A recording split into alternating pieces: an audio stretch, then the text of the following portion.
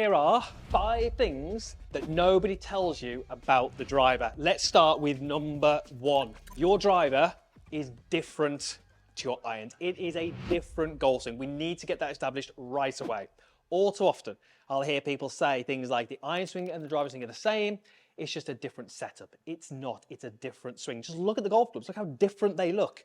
One, we've got to hit down on the golf ball. One really needs to hit up on the golf ball. That changes everything. So our first point is, everything we cover in this video, not to do with iron. It is only to do with driver. And if you can get these nailed down, you're going to start hitting a lot better drives. And the last point is going to get you hitting more fairways instantly. Which brings us on to the second point, which is all to do with weight shift. So what do we tend to see with a driver? What do the greats of the game do?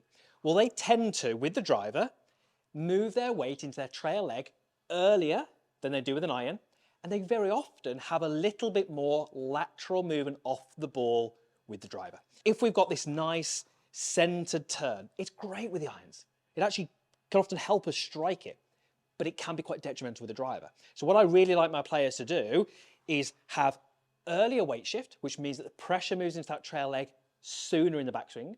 And I actually don't mind if I see a little bit of lateral shift as they do that. Now, I don't want that lateral shift to continue and continue and continue. It's got to very quickly turn into rotation. I use this example all the time. Look at what Rory does. Rory is one of the best out there at driving the golf ball, maybe one of the best of all time. And what do we see with him? We see this little bump across, which is lateral movement, and also him putting pressure through this trail foot. It's so important with the driver that we do that, because if you start to say he's too centered, you're more than likely going to hit down on the golf ball, or you're going to start to have to back up in order to do that. So one of the best little exercises that you can do with a driver to feel and sense this is a tiny step drill.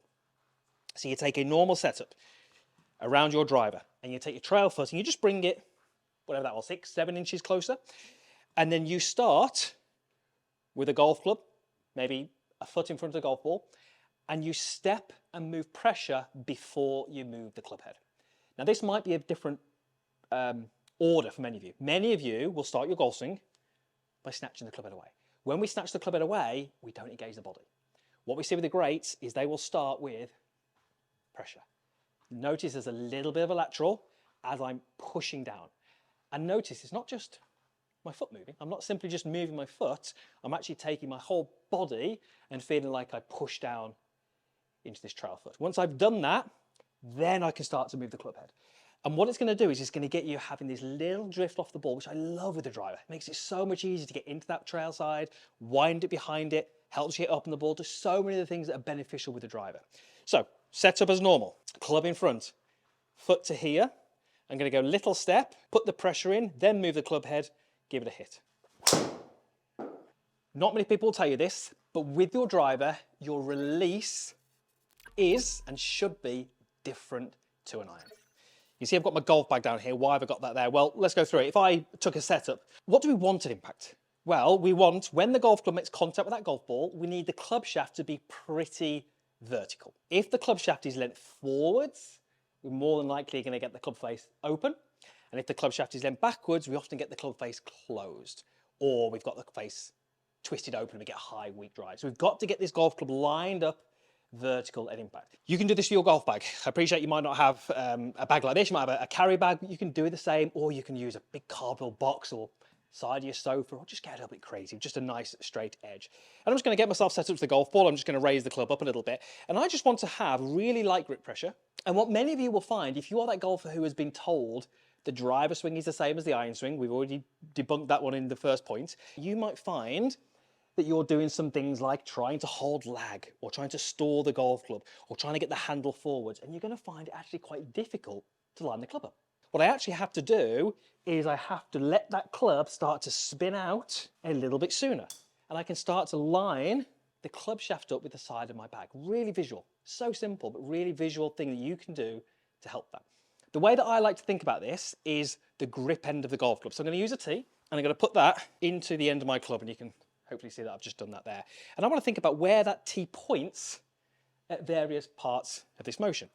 So when I get into my downswing, you can see how it's pointing at the golf ball. The last thing I want to do is have that tee pointing at the golf ball and then keeping it pointing at the target for too long. Because if it points at the target for too long and I hold on to those angles and I've got those iron feels, I'm going to make it really difficult to get that club lined up. So I would like you to go ball, and then my feeling is I'm going to take that tee and I'm going to snap it as hard as I can back to my lead thigh. So watch what happens when I do that. Tee goes snap to my thigh, club lines up beautifully at impact. You can see how that golf club is nice and vertical, tee is pointing back at me. So you can get this sensation of grip at ball or tee at ball, snap it back to your body. And what you're going to find is you line the club up much better at impact, and actually it's probably going to give you a little bit of a speed boost down at impact. Point number 4, weight shift, but this time on the downswing. Weight shift for the driver, very different to the iron. Let's start with iron. We'll come to driver in a moment and tell you how it's different. But when we're looking at iron and we look at pressure or weight, whichever term you want to use, what do we tend to see? We see middle-ish to begin with. We see that pressure going into the trail leg, into the lead leg, and then it stays in that lead leg. With the driver, this is what not many people will tell you. It is different. And it's not different because we're trying to be different. It's different because of the way we set up around the golf ball. What happens with the driver very often, especially in the longer hitters, is we see the pressure start middle-ish. It moves trail side. We've already discussed that. It moves lead side, similar to iron. But then through impact, it often goes onto the back foot again. And then they'll often finish more on the front foot. Now that sounds quite complicated, but there's just a reason why it happens.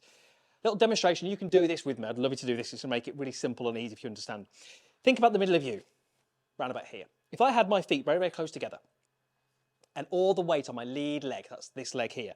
I can raise that foot up. If I push down and push up, where is it pushing me? It's pushing me up. I could push down and jump up. With the driver, we don't have the feet like that. We have them further apart. So where is my head and the middle of me relative to that foot? Well, you can see it's much more behind it. So think of a line from my lead foot through the middle of my stomach, if you like. Look at the angle of that line. So now, if I push off that lead foot, does it push me up? No, it pushes me back. It pushes me in this direction. So with the driver, because we set up differently, we have a wider stance. We have this initial bump where we potentially move a little bit laterally off the golf ball. When we get to the top of our golf swing, we are much more behind our lead foot. So what happens in great golf swings is we put pressure into that lead side, which is excellent. And when we push off the ground, it pushes them backwards onto this back foot. That is a really key move because what it does is it helps you hit up on the golf ball. It helps you put speed into the club. The last thing I want you to do with a driver is search for those feelings that you have with an iron because it's not going to work. The club is different. The setup is different. What we're trying to do at impact is different. And if I have those same feels and search for that idea of moving through the golf ball, it's going to rob me of power. It's going to affect my distance. It's going to do really bad things for your driver. The key point here, I'm not telling you to move your weight onto your back foot. What I'm telling you is if you create the right setup around the golf ball, if you build pressure under this trail foot, and if you actually try and push off the ground like great drivers of the golf ball do, you might feel that you finish some of your drives with a little bit more weight on your back foot. That is absolutely fine. I've seen golfers hit incredible drives and say to me, yeah, but I fell back on it. It's not a fault. It's different with the driver. And the last thing that not many people talk about is that changing loft can get you to hit more fairways instantly. What do I mean by that? Well, you can see here that I've got a 9-degree club head in this QI35. I've currently got this set at standard, which means that this sits neutral. Now we know that you can change the loft on the club. You can use this loft sleeve to go up or down in loft. But what most people don't know is that changing the loft also changes where the club face points. So if I was to go as low as I can, you can hopefully see it says -2, slot that in, 9 degree minus 2, that's now 7 degrees. So my driver has got 7 degrees of loft. However, it is now also sitting open. If I added loft, it would sit closed. So when I lock this driver head in, I have now got a golf club, which has got lower loft, and the face is more open. So if I'm someone who misses on the left, and I do tend to miss on the left, I've just fixed it. Now it might fly a little bit lower, but I've taken that left miss and I've reduced it. If you're someone who misses it out to the right and go higher in loft, straight away, instantly, the next time you play, you should find it straightens out a little bit. So this one now, face is, well, quite a bit open. I'm expecting this ball to probably miss up the right-hand side because I've now got a club face which is sitting really significantly more open than it did previously. Oh, way up the right. That is going to miss the fairway into the trees. So not an ideal tee shot on this hole, but the driver did exactly what it should do. So use the loft sleeve on your driver. It can help you take those missed fairways and bring them right back into the short stuff.